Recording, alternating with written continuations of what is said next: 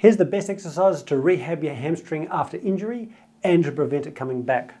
I'm going to go through 4 really important keys to make sure that you get quick, lasting results. The first key to fast results after a pulled hammy is to relax the muscle, not to stretch it. Don't stretch your hamstrings because you can re-injure them. Now we relax the muscle in the first 2 exercises by 1, using the muscle that does the opposite action, and 2, compressing muscle around the injury site.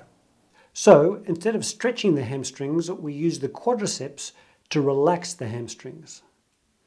Lying on your back, support the thigh in the vertical position, point the toes, and then slowly and repetitiously extend and relax the leg back down.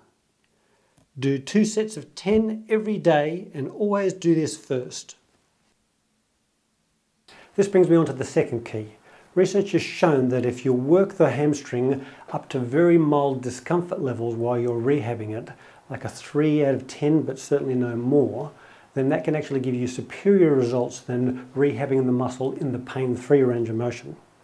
So for example, in exercise number 1, as you extend your leg, you can do it until you can just mildly feel it, like a 2 or a 3 out of 10, and then relax it back down.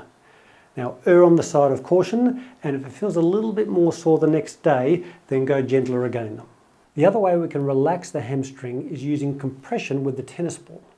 This will squeeze toxins like lactic acid out of the muscle and increase blood flow through the muscle to increase healing. Just make sure though that if you have an acute injury that you wait at least 3 days before using this next exercise. Sitting on a hard chair, place a tennis ball near the injury. Let the full weight of the leg rest down on the ball and then press with both hands. Then we do something very similar to exercise 1. Slowly extend the leg and relax back down. Do that once a day, each day for a minute. You can move around the hamstring doing this at various sites where the muscle feels tight and contracted. Next we're going to start strengthening, but we're going to start with the glutes, not the hamstring, and this is key number 3. You see, the glutes are very prone to becoming weak and inactive, and if the glutes aren't firing, the hamstrings get overworked and can be strained. So let's wake up the glutes first. Start off like you're going to do a simple bridge exercise, but before you lift your pelvis, push your feet away from you and squeeze your glutes. This helps to isolate the glutes. Then lift, hold for 5 seconds, and then lower back down and repeat 10 times slowly. Do that for a week, but only every second day, and then start on a single leg version, but only if you can stay at or below that 3 out of 10 range in your hamstring. You might notice that every strengthening exercise I give you here keeps the hips pretty straight. Now that's by design, and it is important for people with upper hamstring tendon strain. You see, every time we flex under tension, the hamstring tendons can get pushed up against the pelvis, the sitting bone of the pelvis, and irritate the tendon. So that's another reason why stretching a hamstring is not a great idea when you have a strain, particularly if it's up the top. Exercise 4. When we strengthen the hamstrings themselves, we start with double leg bridge holds of 5 seconds in 3 different positions.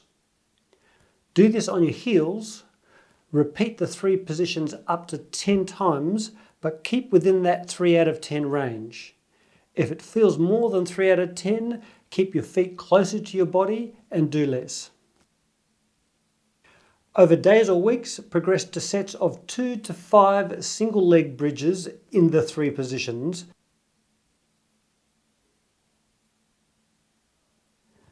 And finally, we progress to sliders, where you do a double leg raise on your heels on a dry towel and then slide out to about 70% of the way to full extension. Start with 5 and work your way up to 20. But stick to that 3 out of 10 maximum pain criteria.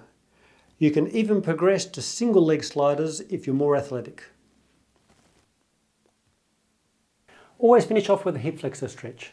Why? Because if the hip flexors are tight, the The hamstrings, which work the other way, are always going to have to work against too much resistance, and that can be the underlying cause of your hamstring strain. So this is key number 4. A good test to see if your hip flexors are tight is to lay face down and see if you can easily press your heel against your glutes. If you can't, or if it hurts your back, make sure you do this next stretch daily. To stretch the hip flexors, put the knee of your involved side on a cushion or a padded mat to form a square with your legs and the floor, and then anteriorly tilt your pelvis to stretch the psoas. Hold this for 20 to 30 seconds, then do the same with the back knee bent to stretch the rectus femoris, and repeat 2 times in each position. If you can't feel this stretch much, you can move slightly forward, but this isn't usually necessary. To prevent recurrence of hamstring problems, you need to do 5 things. Strengthen the glutes and hamstrings and stretch the hip flexors, as mentioned.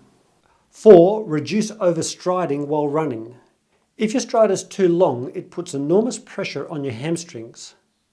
So actively shorten your stride and aim for a 180 strides per minute. Try to land on your midfoot, not your heel, when you're running. And 5, be aware that some ongoing hamstring pain and tension can be neurological in nature and coming from your lower back, irritating nerves that run down the back of your leg. This can happen without any back pain. So if you're struggling to get long-term results, try the pelvic cat-cow exercise I have on my channel. I'll leave a link in the description box below. Anyway, I hope that helps. If you liked the video, please consider liking and subscribing because it always helps, and let me know how you go in the comment section below. Okay, cheers.